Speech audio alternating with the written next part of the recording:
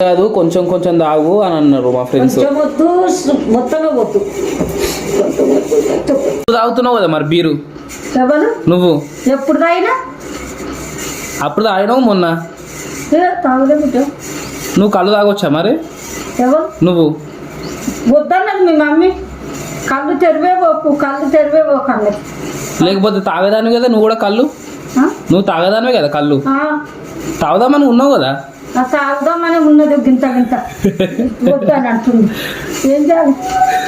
చూస్తా బిడ్డ పైసలు ఇద్దామే 100 రూపాయలు ఇచ్చిన.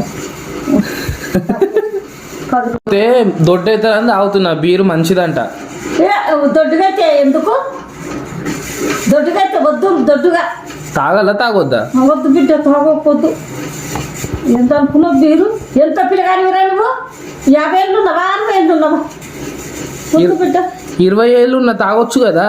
తాగొచ్చు అని చెప్పిర్రు. ఆడ 18 ఏళ్ళు దాటినాక తాగాలి అని చెప్పిర్రు. ఏడా ఆడ ఐజీ కాడ 18 ఏళ్ళు తర్వాత తాగాలి అని చెప్తున్నారు. మంచిగా చెప్తున్నారు. మరి మేము చెప్తుంది బిడ్డ. ఆయనకి ఎప్పుడు రాదంట.